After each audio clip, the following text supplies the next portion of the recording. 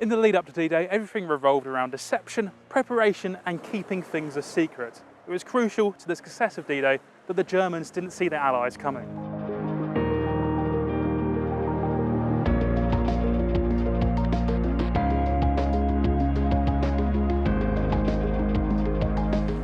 For the D-Day landings to succeed, practice was crucial, but it was just as important to keep it from the Germans, so they wouldn't find out the Allies' plans. The search went underway for beaches and conditions which were likely to target landings. Slapton Sands was selected due to the beach resembling the code-named Utah Beach. Before American military could get their practice underway, they would require about 3,000 local residents to be evacuated from their homes. The quiet seaside town became a hive of activity, as 30,000 US troops moved in and brought their landing crafts, ships and tanks with them.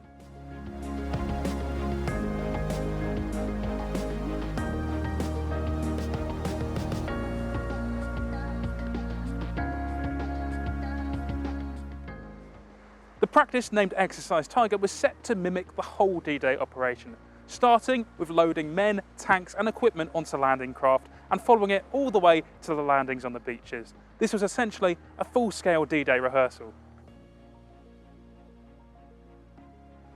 On the 22nd of April 1944, the exercise kicked off, and between the 22nd and the 25th, troops loaded into carriers. On the 26th of April, those carriers embarked on their journeys. The route was to start from Plymouth and take the course down to Slapton Sands to simulate the crossing of the English Channel. The morning of the 28th, the exercise kicked off, with HL at the landing time set for 7:30 that morning.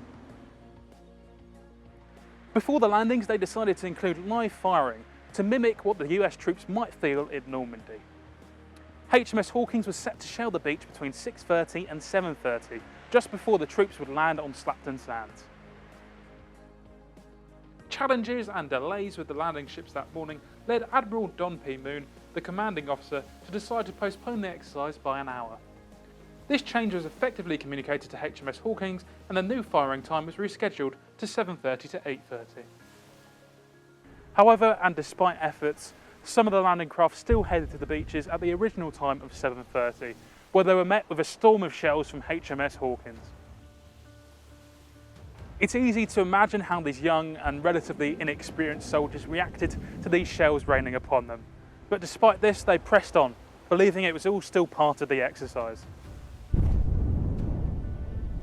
At first, the firing wasn't a major problem, with the firing lines clearly marked out with white tape and the soldiers funneled in between them. During the exercise briefing, the soldiers were told to return fire to simulated enemy positions. Believing their guns were filled with blanks, they fired away. Little did they know, their guns were actually loaded with live ammunition.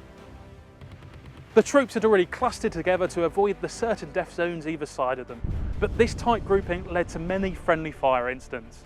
The chaos that unfolded meant that a lot of soldiers strayed into HMS Hawkins' firing zone, where they were met with the Navy's heavy artillery. Despite the friendly fire incident, the operation went ahead as planned, with a second larger convoy of LSTs operating on the delayed timetable heading to the beachfront. The LSTs required protection. They were being escorted by both HMS Scimitar and HMS Azalea.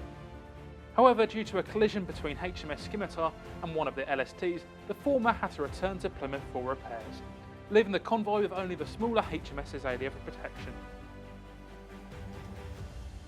Incredibly, communication broke down once again, with HMS Azalea operating on a different radio frequency to the LSTs.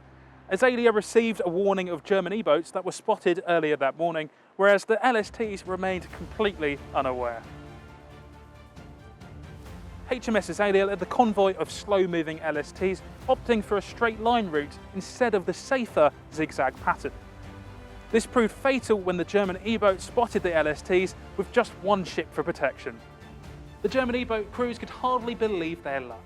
Meanwhile, the troops aboard the LSTs were completely exposed. Suddenly and without warning, the E-boats launched torpedoes at the LSTs. Some were sunk instantly, while others were set ablaze, with soldiers scrambling to get off, burdened by their D-Day preparation gear. In total, approximately 750 men died in the exercise, with a lot of them drowning. Tragically, some of these deaths could have been prevented if the men were properly shown how to put on their life belts, with some of them putting them on around their waist. As they jumped into the water, they were flipped and hurled upside down due to the weight of the gear in their backpacks.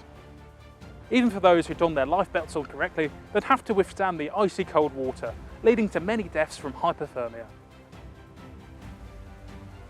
The operation was quickly classified as top secret, not only to prevent the Germans from finding out about the practices, but also to prevent the troops from finding out about the devastation that was caused, which could severely dampen their morale.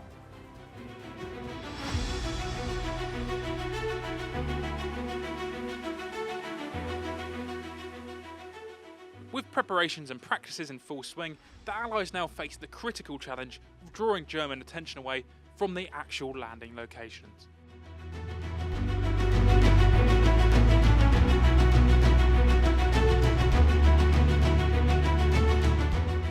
A major part of deception was to make the Germans believe that the Allied army was much bigger than it actually was. Operation Fortitude South went underway, an operation to deceive the Germans into thinking their target was Pas-de-Calais rather than Normandy. One of the more unique ways of achieving this was to create fake tanks and fake aircraft. Whenever a real tank was moved from their holding areas, they were swiftly replaced by inflatable doubles. This would lead any German reconnaissance aircraft to report back that the tank was still there. The base for Fortitude South was here in Dover, with the fake leaving point for the fictitious invasion of Calais being Dover. A crucial part of this was that Dover and the area surrounding it must look like preparation was ahead. Of course, the Allies couldn't leave real LSTs floating in the estuaries of the southeast, so they built fake ones. Dummy landing craft were made from an assortment of different things: scaffolding tubes, wood, canvas and empty barrels. They were assembled and then deployed in harbours and rivers around the southeast, and from above they looked like a huge invasion force readying to invade Pas-de-Calais. Operation Fortitude South successfully deterred German troops away from Normandy. Even as late as August 1944, 2 months after the Normandy invasion, German forces were still anticipating an invasion force coming to them to Calais.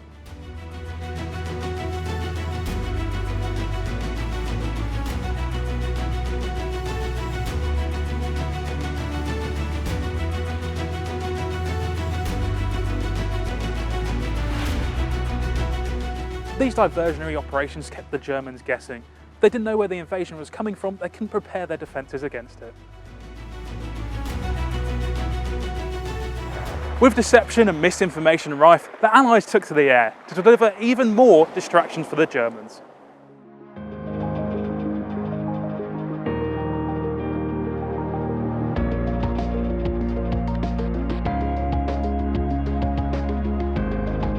Building on the groundwork laid by Operation Fortitude South, they reinforced the idea of a fictitious invasion in Calais.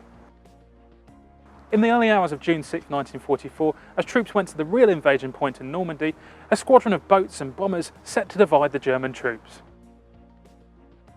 Knowing an invasion force as big as the one heading to Normandy would almost certainly be picked up by enemy radar, the Allies set out a plan to distract and delay German forces.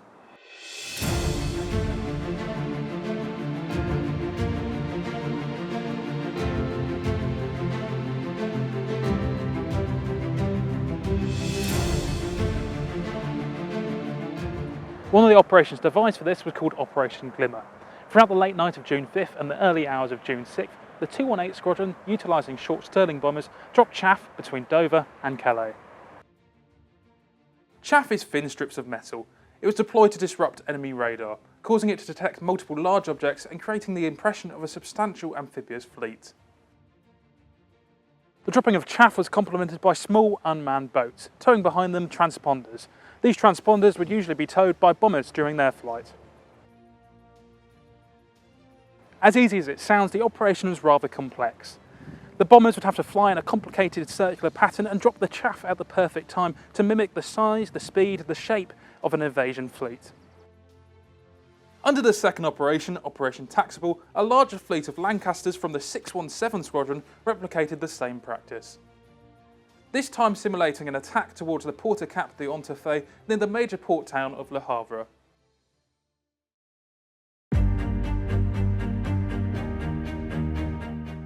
Some of the first boots on the ground on D-Day were the paratroopers part of Operation Titanic, landing just after midnight on June 6th. Operation Titanic involved dropping dummy parachuters alongside real paratroopers. The dummies themselves were a lot smaller than life size, however the darkness of night would make them appear actual size. I wanted to know more about Operation Titanic and D-Day itself, so I headed down to the D-Day story in Portsmouth and was lucky enough to speak to their curator, Andrew Whitmarsh. So this particular one wasn't used in Normandy because effectively they would have been destroyed in use, but it's the type of that was used in World War II. So they were used on D-Day either side of the landing beaches that were airborne drops, and then so real airborne troops landing, and then a bit further afield on either side near the airborne drops, they dropped these dummy paratroopers. So there about 500 of them dropped in Normandy at different points. And the idea was that from a distance, when it's in the air, you can see the parachute here, it would have looked like a normal paratrooper. On a dark night, you wouldn't be able to tell the difference. Yeah. There were other kind of clever details, like some of them were fitted with equipment that when they landed, it would set off firecrackers that would sound like a gunfight. There were also some members of the SAS, the Special Air Service, who landed with them in the same areas and then played recordings of sounds of battle. So it was basically to confuse the Germans as to exactly where the airborne landings were taking place, the parachute landings and glider landings. And it's called a Rupert, isn't it?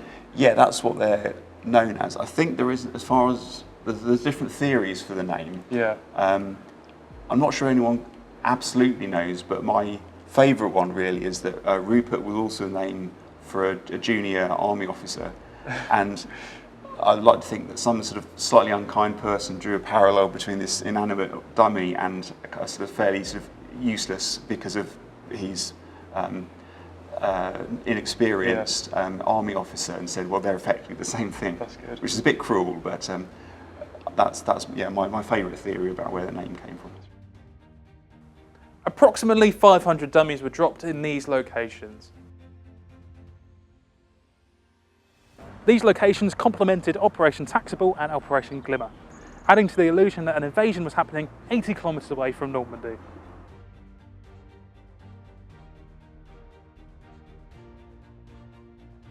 The objectives of Operation Titanic were largely accomplished. On June 6th, around 2 AM, German units reported seeing paratroopers landing in the area, as well as hearing the boats out at sea for Operation Taxable and Operation Glimmer. However, the level of response rapidly diminished upon discovering just dummy paratroopers landing in the area.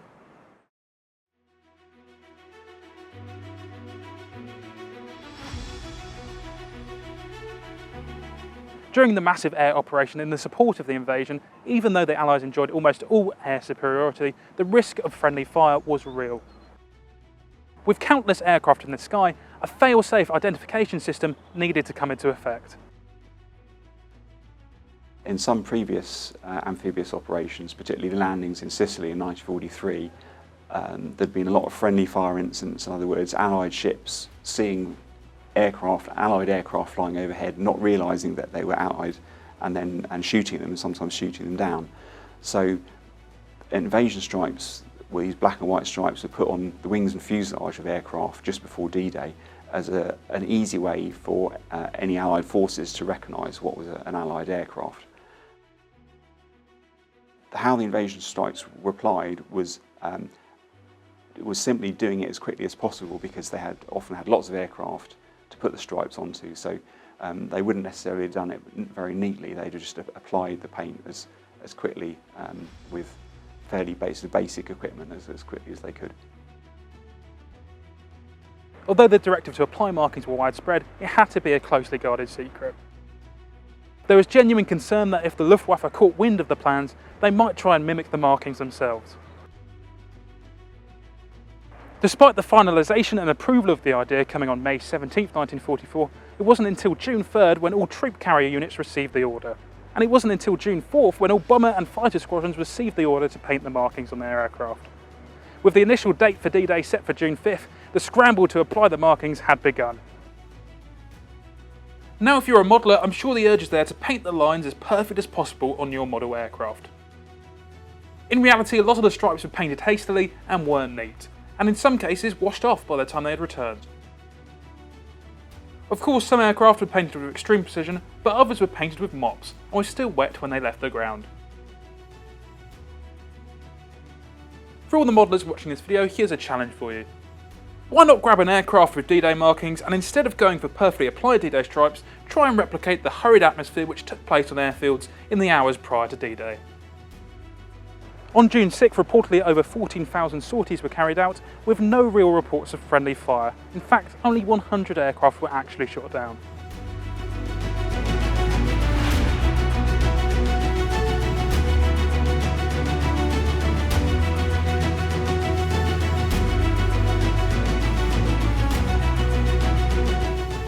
In fact, it was later claimed that not a single Allied aircraft was lost to friendly fire in D-Day, a testament to the effective and secretive planning that went into Operation Overlord.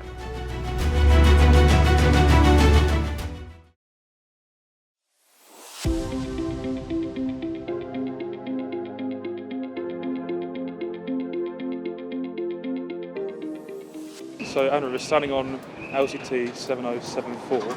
What can you tell me in particular about its history? So LCTs like this one were really heavily used on D-Day, so there were over 800 used for carrying troops.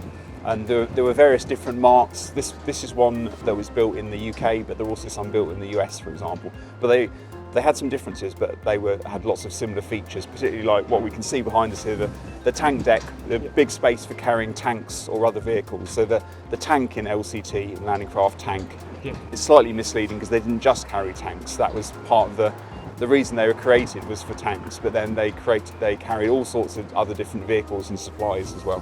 And how many men could fit on them? How many tanks would hold what?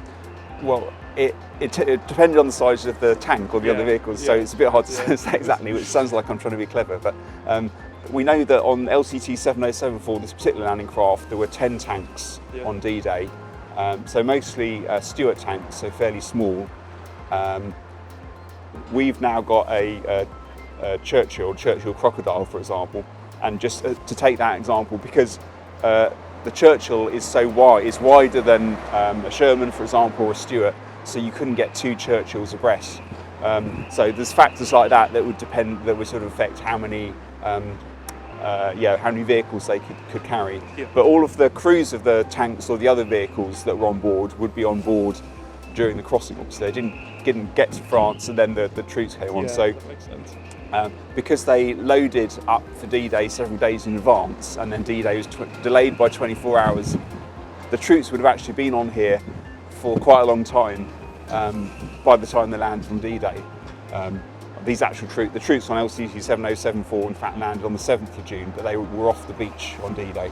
And actually maybe the conditions today, it's not the nicest of days, it gives you a bit of a sense of what it might have been like being on board an LCT like this for several days.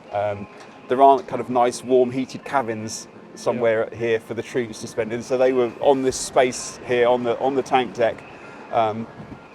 You really have to feel for them, because at least the crew of the LCT would have been used to being in these sorts of conditions at sea, but the troops would probably not. And before D-Day was delayed, wasn't it? So they had been stationed somewhere and then had to stay here for an extra day, waiting to go to where they were heading to. Yes, so they loaded up in the Harwich, Felixstowe area, and the reason that they were there rather than somewhere like Portsmouth, so somewhere closer to Normandy, was the troops on board were part of the follow-up forces. Okay.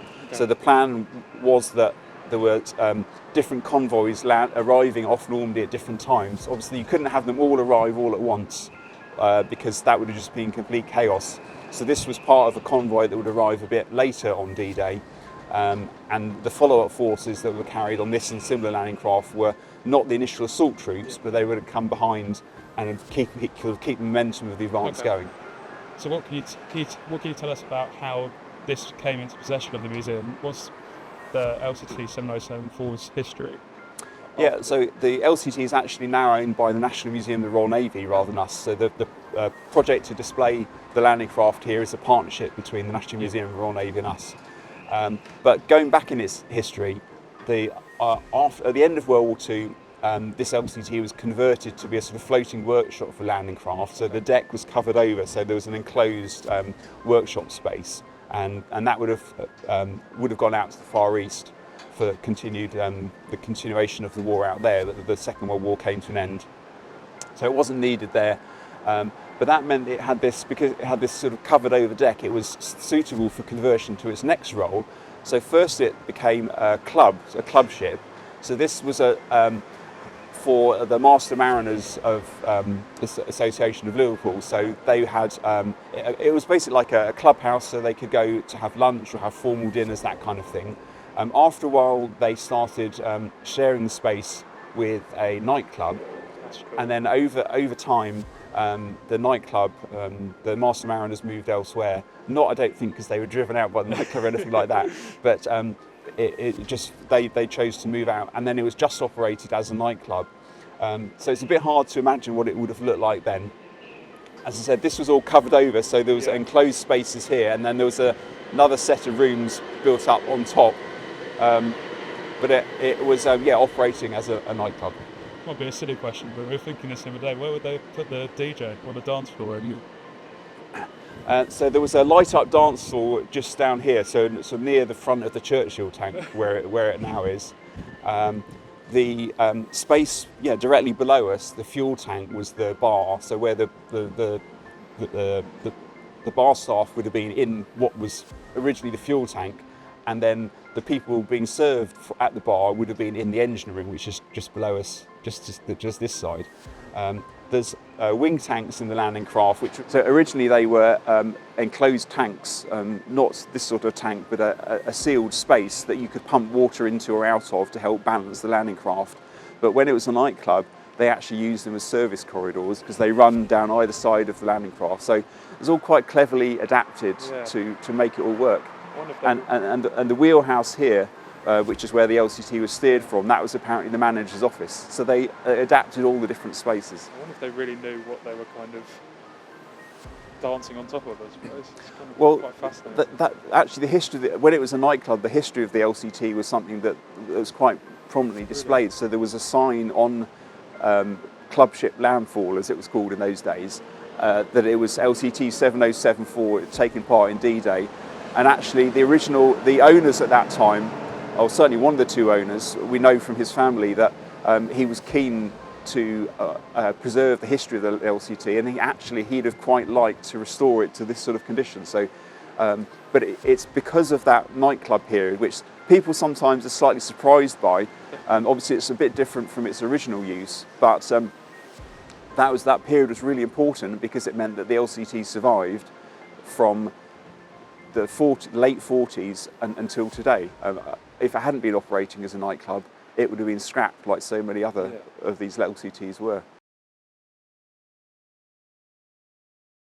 The D-Day operation on June 6, 1944 marked the largest amphibious invasion in military history. Codenamed Overlord, it seamlessly integrated land, air and sea forces.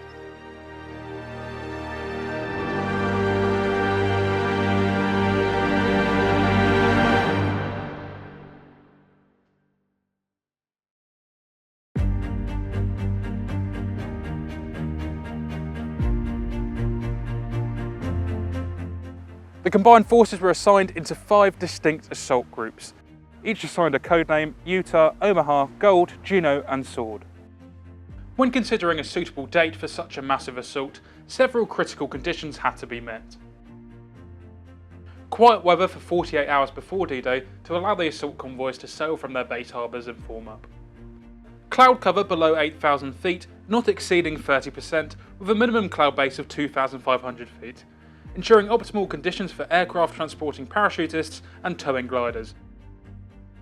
Low tide coinciding with dawn on D-Day to facilitate smoother beach landings. And the chosen date should fall within 1 day before to 4 days after a full moon, providing sufficient natural light for nighttime operations. The date was set for June 5th, however on June 4th the forecast was particularly poor, suggesting that it wouldn't be ideal conditions for a successful assault. High winds and rough seas made it exceedingly difficult to launch landing craft, while low clouds threatened to obscure the full moon, crucial for aircraft pilots to identify their targets.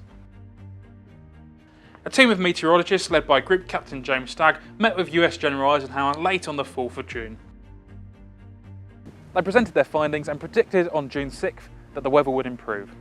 The next available date would be between June 18th and June 20th, but without the needed full moon. Postponing the invasion to a date 2 weeks later would have been a logistical nightmare.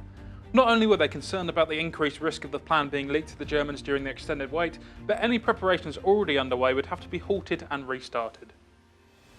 The agreement was in place and the date was set to the 6th of June, and the weather aligned exactly as predicted by Stagg and his team. A massive storm ravaged the Normandy coast from June 19th to the 22nd, validating their decision. Had they opted for the 2-week delay, they would have faced yet another postponement, potentially setting the operation back over a month. Stagg owed a debt of gratitude to the 518 Squadron for their invaluable weather reports. Operating with their modified Halifaxes from bases in northern Scotland, they ventured hundreds of miles into the Atlantic, providing Stagg with crucial data to accurately forecast the coming day's weather. This is something the Germans wouldn't have access to.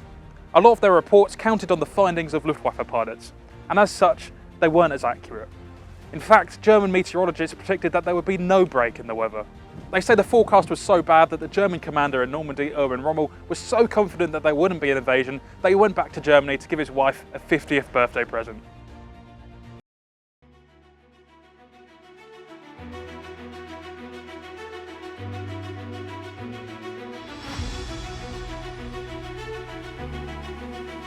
The Allied invasion commenced late on June 5th and early on June 6th. The first troops on the ground were paratroopers and glider-borne airborne troops. The Normandy invasion witnessed an extraordinary utilisation of gliders, revolutionising the transport of troops and vital resources. These aircraft, towed by transport or bomber planes, were released to glide into the designated landing zones. The scale of glider usage on D-Day was remarkable, with over 650 gliders taking part on D-Day. The troops landing on the beaches weren't the first Allied forces to arrive in Normandy, so actually in the very early hours of D-Day, the early minutes really, you had some of the airborne troops starting to arrive. So famously on the east side of the landings with the British airborne troops, you had 6 gliders land to capture 2 key bridges there, including Pegasus Bridge, a really famous action, and also on both sides around about the same time. So in the Americans in the west and the British in the east, you also had the first Pathfinder, or the Pathfinders land. So these were small groups of paratroops who landed and then set up various equipment to signal to the main body of the airborne troops who were coming on behind to try and make sure they landed in the right spot. Also actually around about the same time, you also had French SAS landing in Brittany to do various operations connected to D-Day as well.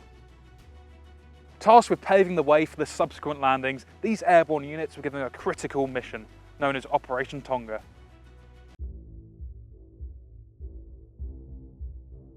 This operation identified 3 key objectives essential for success, aiming to secure vital ground points and provide maximum protection for the incoming landing troops. The first objective was the capture of the Caen Canal and the Orne River bridges intact. These 2 bridges were the only exit eastward for the British forces, and if they failed to capture the bridges, it would allow the German reinforcements an easy route to the landings. The second was the capture and control of the Merville gun battery. Intelligence believed the gun battery was composed of 150mm guns that would be able to reach the British landings at Sword Beach. The third and final objective was the destruction of 5 bridges to the east of the Orne River. This would interrupt and prevent a counterattack from the area. Operation Tonga proved to be a success, with all designated objectives completed within the allotted timeframe. Despite facing formidable German opposition, the battery was effectively disabled, albeit at a heavy cost with a casualty rate of 50%. These efforts played a crucial role in facilitating the successful landings at Sword Beach, highlighting Operation Tonga's greater impact on the D-Day operation.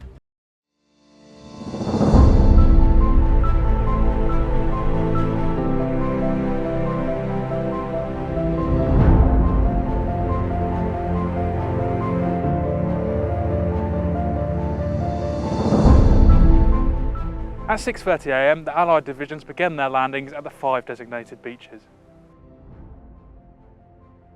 However, the victory was hard won, particularly at Omaha Beach, where the Allied forces faced the heaviest casualties of the operation. Omaha Beach encountered a series of setbacks from the outset. The planned support from amphibious swimming tanks, known as DD tanks, designed to navigate through water with flotation screens and propellers, failed. These specialist tanks had been tested in seas with waves up to 1 foot in height, but on D-Day itself the waves were 6 feet high, with the waves literally swamping these swimming tanks. This, what we've got here, is actually a briefing model that was used, so it dates from World War II, it's not a later model. It's on loan from the Tank Museum, so we're grateful for them for that. So it's a real model that was used in World War II for briefing troops who are going to be operating these tanks. Briefing would have been really important because they were so different from a normal tank. It's obviously got this canvas screen around it held up with struts. The science behind it is simply that it displaces enough water that the tank floats. So even though this is a normal Sherman tank underneath there, and most of the tank would be underwater, and the driver's still inside, which would take a brave man to do that. The tank is still able to swim, and they were fitted with propellers at the rear so that they could move through the water like a boat, but obviously not particularly fast because it's not particularly streamlined. The screen, once it got to land, it was all rigged up so that they could set off small explosive charges and the screen would just drop. And so you do see photos, for example, of later on D-Day of DD tanks on the land, and they're quite distinctive because they've got this, the remains of this screen that's now dropped down, you can see it around the side of the tank. Once ashore, US forces faced a heavy onslaught of enemy fire coming from the cliff tops, resulting in many casualties. The chaotic conditions led to the mixing of different infantry units, further complicating the situation. On the eve of the beach landings, Allied bombers conducted airstrikes targeting German beach defences. Omaha Beach experienced the least impact from these bombings. Thick fog and low clouds obscured the targets, causing the bombs to miss and detonate several kilometres away from the beaches. By the close of June 6, 1944, Omaha Beach had been captured, but not without the loss of life. Around 3,000 American troops had died in the intense fighting, and Omaha Beach now had the nickname Bloody Omaha.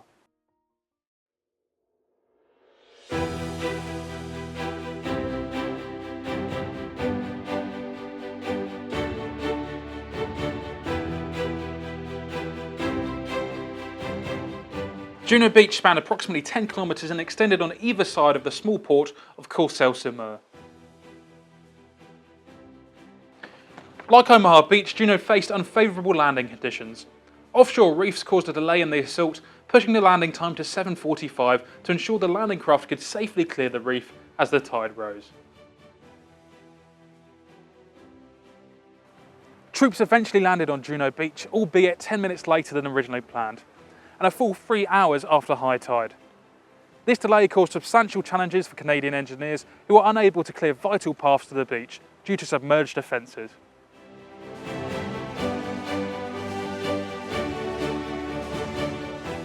What were some of the challenges the men landing at Juno Beach? What did they face? So Juno Beach was the Canadian beach.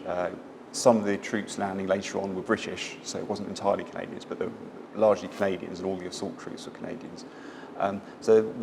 One of the particular challenges that the Canadians faced at Juno Beach was the strength of the German defences right actually along the back of the beach. So in quite a lot of places there were houses that had been fortified, for example, and there was quite a high sea walls that meant that physically getting off the beach to go inland meant you couldn't just walk over it, you had to have a ladder or something to climb over it, and then obviously the Germans had put other defences like barbed wire. And if you kind of put yourself in imagine putting yourself in the shoes of the troops when they landed, when the troops landed on all the beaches, but equally on Juno, the tide was quite far out, so it was starting to come in, but it was quite far out. And the reason for that was that the beach obstacles, which could potentially sink landing craft, the idea was that they'd be left high and dry, so that you'd land and they wouldn't be an obstacle. Because the tide was quite far out, there was quite a lot of beach to cross, so all the assault troops had to cross that beach under fire. It's an open beach, so there's nowhere to hide really, so that was a very difficult and dangerous moment for them, lots of casualties. at Juno Beach, what the Canadians found, that because their landings had been delayed slightly compared to, although the planned time for HR had been delayed slightly compared to Gold and Sewell beaches, the adjacent British beaches. And the reason for that was that there were some shoals off the beach, and the idea was just to allow the water, make sure there was enough water to get over those without grounding. But that meant that, and then actually on D-Day itself, the landings on Juno were delayed a little bit longer, another 10 minutes. And those added up to the fact that when the assault troops started landing, the tide had actually more or less reached those beach obstacles. So in the early part of the landings, they're actually having to land amongst the beach obstacles. So basically big wooden or steel obstacles designed to tip over or sink landing craft. Some of them had mines or explosive shells on. So if the craft struck that, it could blow the front of the craft off. So yeah, really difficult and dangerous landings there. Approximately 30% of the landing craft designated for Juno were either destroyed or damaged. With tanks and armoured vehicles delayed, Canadian forces bore the brunt of enemy artillery fire alone for an extended period. However, when the tanks finally arrived, they played a pivotal role in turning the tide of battle. The human cost of D-Day was immense. Allied calculations indicated that at least 10,000 men had died, been injured or gone missing, with over 6,000 of those casualties being American soldiers. Yet 155,000 troops were ashore and in control of 80 square miles of the French coast.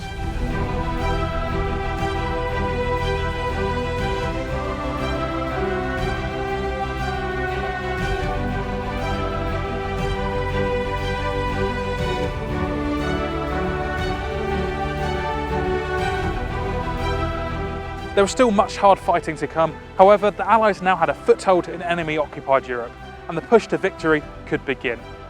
From that point forward, they flooded Normandy with men, equipment and supplies of war.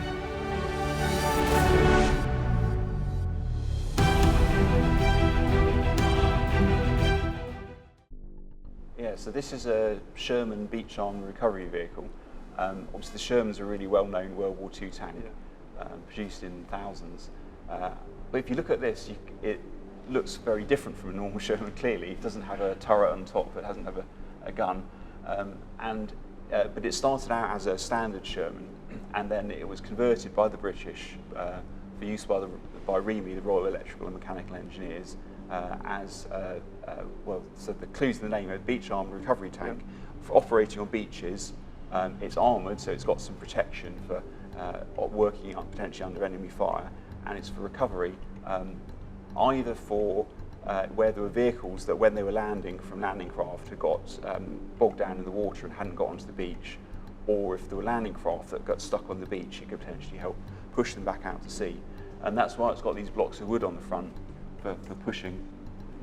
There was also a diver as part of the crew in case that was needed for sort of dealing with anything they were having to recover. So it's part of the plan for clearing stuff off the beach. Because it's partly, I suppose, about saving the vehicles that were bogged down or the landing craft, but also about keeping the beaches clear. If you had too many damaged vehicles and things clogging up the beaches, that would slow your landings down. And so a big part of the organisation for D-Day and afterwards as well was about how do you keep sort of efficient movement of troops and vehicles and supplies over the beaches and keep it flowing. So I think it's about 60 of these were converted, so quite a small number. We don't know the actual history of this particular tank, but there's a pretty good, I think a very good chance it was actually used in Normandy, because there weren't many made, as I said, and they were specially converted for D-Day. And what kind of stage at D-Day would one of these be deployed? Would it be quite early on, or? Yeah, so they had some of these type of tanks were landed actually on D-Day itself. There would have been others coming along later, I should think, as well. Yeah. But there were certainly some right from the start, and obviously the fact that it is it's got the armour of a normal Sherman tank means if there's enemy shell fire going on, or if there's bullets flying around, then you're pretty safe inside, which is clearly an advantage. Really good.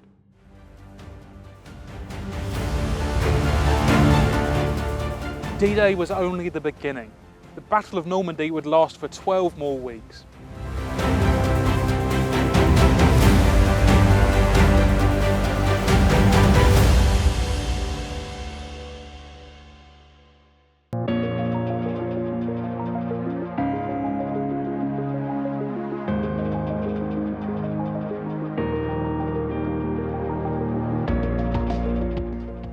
So D-Day was very much just a beginning. It was about getting a foothold in Normandy and getting some initial troops ashore. But even the troops land on D-Day, even though a lot of them, that wasn't enough to fight the whole of the Battle of Normandy. So there were many more troops who'd be following on behind for weeks and even months, more troops arriving in Normandy. And that was really important because the Germans were bringing reinforcements over land, so it was important to get as many troops landing by sea from the Allied point of view. What's now known as the Battle of Normandy lasted until around nearly the end of August 1944, so starting to approach 3 months, not quite 3 months. And it wasn't a case of obvious continual advance. Week by week, the Allies were gradually advancing further and further. It was more a case of an initial period when there was a series of battles where there weren't obvious advances. There were eventually some successes, like Cherbourg was liberated and Caen after a bit was liberated. But there was quite a long period when there wasn't a sort of obvious advance. But those battles were starting to wear down the German forces in Normandy. And eventually it comes to, in August 1944, the German forces start to retreat, and then that's when the Allies managed to win the fighting there. One of the most crucial objectives after the initial invasion was to ensure the delivery of even more troops and supplies to the front line. This was easier said than done. Large ships were needed to support these demands, and due to all the controlled beachheads having shallow waters, they wouldn't be able to get close enough to shore. As a result, supplies from the US had to be transported to ports in Britain, unloaded, waterproofed again, and then loaded onto smaller boats, a time-consuming process that the Allies could not afford. Recognising the need for a post-invasion plan, a military requirement was made for a mile-long pier which could withstand gale-force winds and be able to be utilised by the larger freighters and troop carrier boats. It was estimated that the harbours would have to be able to take around 12,000 tonnes per day. It was decided that the building of the harbour would have to take place in Britain and then be towed across the English Channel.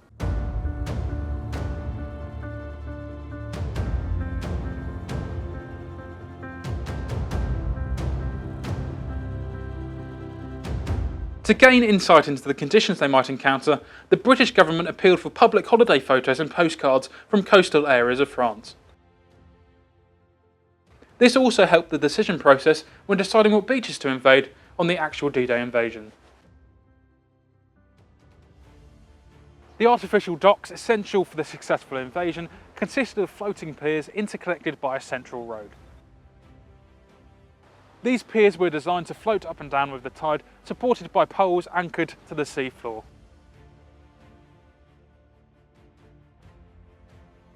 So Andrew, what were Mulberry Harbors? So the Mulberry Harbors were artificial harbours taken over in sections after D-Day and assembled off the coast of Normandy. So there were originally 2 of them. The most famous one is the one at Airborne, and there's remains of it still left today. So if anyone's visited Normandy, they might be familiar with that. There was also a Mulberry Harbour off Omaha Beach that was put together after D-Day. In the storm that came along a little bit after D-Day, both were really badly damaged, and the decision was taken to consolidate the one at Airborne. So that's why that one's particularly well known. So basically what their function is, they're built in sections. So it was about creating a harbour out of the different sections that could be assembled quite quickly.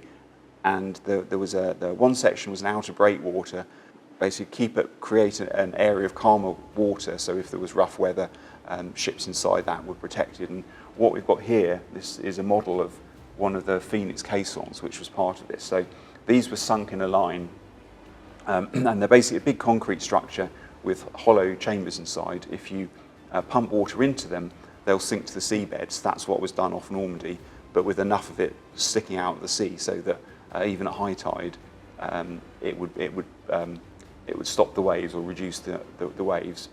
But to get them over to Normandy, what they did was pump the water out, and then a bit like we were talking about with the DD tank just now, it's displacing enough water with the air inside that it floats. So even though it's it all sounds crazy, doesn't it? But with it's an enormous concrete structure, it would float, and so that they could use tugs to tow it over to Normandy, and that's how they actually moved them over there. So this model represents another part of the Mulberry Harbors, the pier heads. So there would have been a series of these all connected together, and this was what a ship would actually come up alongside to unload. so it's the equivalent of a sort of quayside in a normal harbour. And you can see there's these legs at the four corners, and one of the important aspects of the Mulberry Harbors was that they could operate at all states of the tide. So that in Normandy, the variation between high tide and low tide is quite great, and so with a normal sort of stone quayside, you might have a moment, for example, when the tide has gone so low that your ship couldn't get alongside to offload, and obviously the Allies wanted to be landing as much equipment, etc., as quickly as they could. So the pier heads and then the roadways that connect them to the land were arranged so that the whole thing was floating.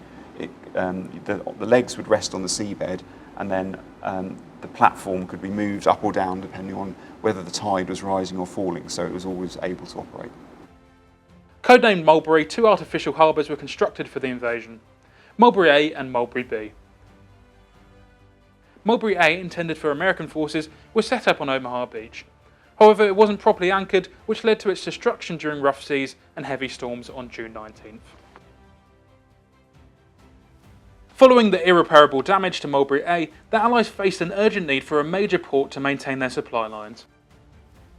They had already selected the port of Cherbourg, the largest deep-water port nearest to the invasion sites, as the next target prior to the invasion. Now they needed it even more urgently.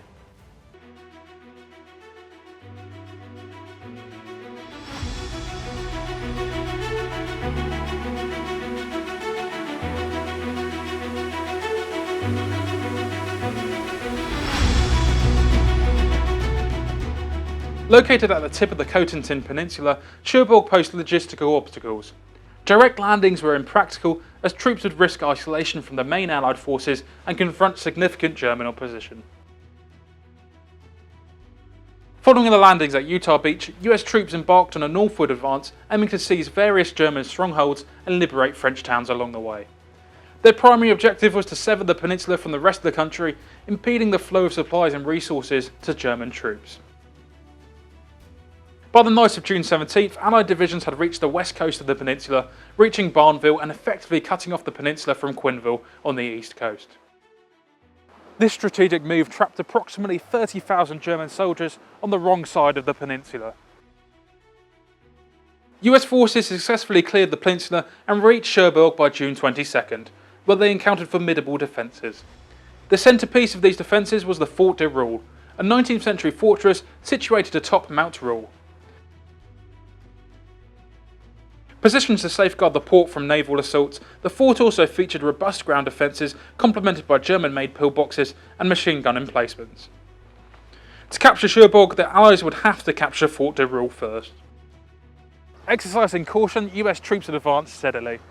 Over the next 3 days, they'd take enemy emplacements one by one, assisted by fighter bomber aircraft and artillery, whilst trying not to damage the port they so vitally needed. Aware that the loss of the port was inevitable, the Germans took measures to render it unusable. On the evening of June 23rd, they detonated the ferry terminal in a bid to sabotage the facility.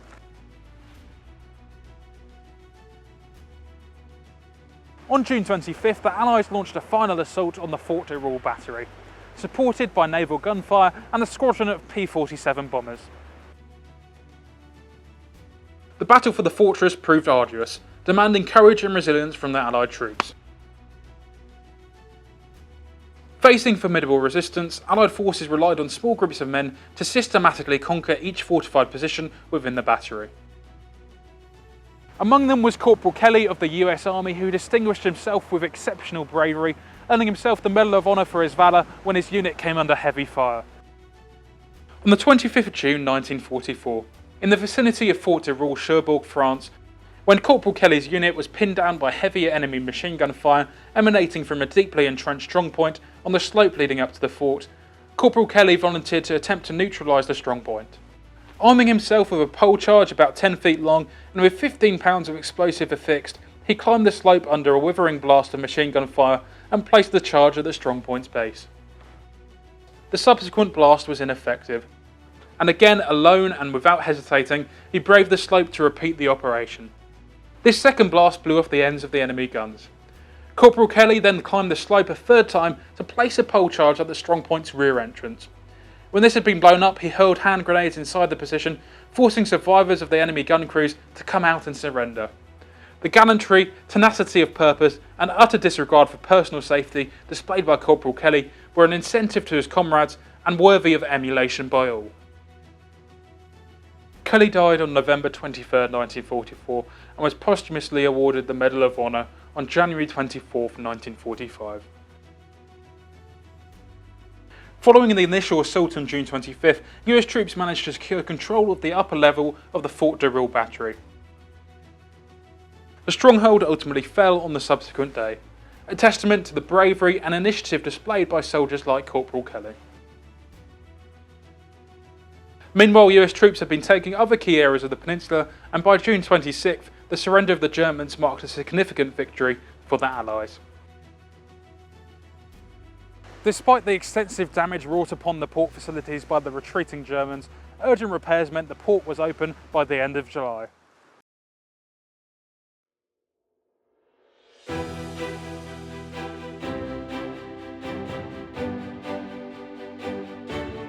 Central to the Allies' plans to fuel their advance into enemy-occupied Europe and onwards into Germany itself was Pluto, an engineering innovation which would literally fuel the advance.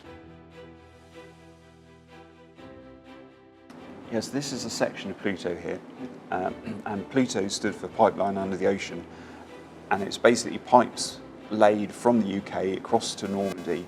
The concept was that you could then pipe fuel from the UK across to France without having to use either lots of small jerry cans, which is obviously quite petrol cans, quite an awkward way of doing it, or big fuel tanker ships, which obviously in the war zone are quite vulnerable to enemy attack. Whereas in theory, by a pipeline, you could just move it with fuel really quickly and easily. And the pipeline would be then connected to a pipeline network in the UK. So, like in this area near Portsmouth, on the Isle of Wight, was the point where the pipeline was departed to go across to Normandy, for example. And then, as the Allied armies advanced, there'd be pipelines laid behind them so you could bring the fuel really close to. And all of that was needed, of course, for the many vehicles that the Allies had. Whether it's tanks or lorries to move supplies, all sorts of things. Timing-wise, people often think of Pluto as being part of the D-Day story, if you like. Actually, although it was designed and prepared and manufactured before D-Day, it came along relatively late in the Battle of Normandy. So it's only into August that it actually is actually laid, and that's various reasons, including because the port of Cherbourg, where it was going to come in, it took a long time to clear it and prepare it ready for the pipeline to be laid there. So it doesn't play quite as big a part in the Battle of Normandy as people sometimes think, I think. But then after that fighting in Normandy, when the fighting has advanced further on, it sort of comes into its own, and then there's a second set of pipelines that are laid across a bit further north as the Allied armies are advancing. How big of an impact did it have on the overall success of the invasion?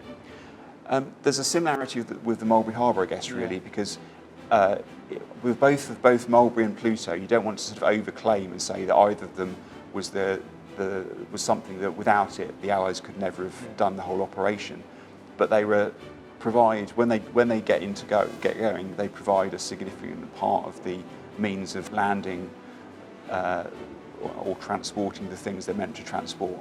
And so you could say, in some ways, it's a kind of insurance policy that maybe, looking back with hindsight, people could maybe argue that the Allies didn't need them, but then it's easy to look back with hindsight because obviously the Allies didn't know all the things that we know now. So although it's a lot of effort to develop both of these, it was probably worth it to have an extra method of moving the things they're meant to move.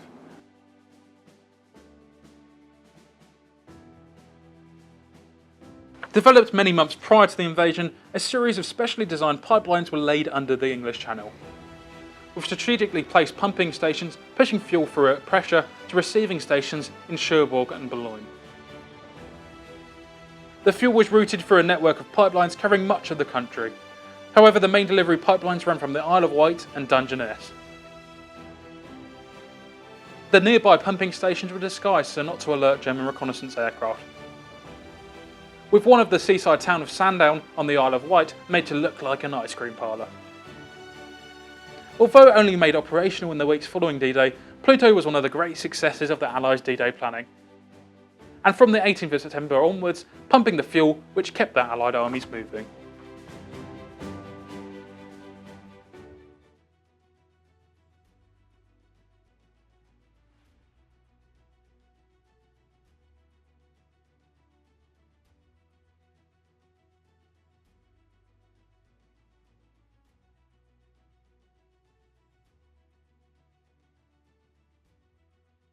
"80 years have now passed since D-Day and the Battle of Normandy. This invasion marked the beginning of the end of World War II.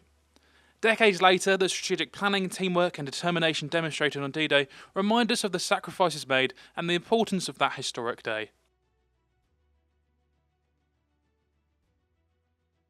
As we commemorate this milestone, we honour the bravery and resilience of those who fought and the lasting legacy they left behind.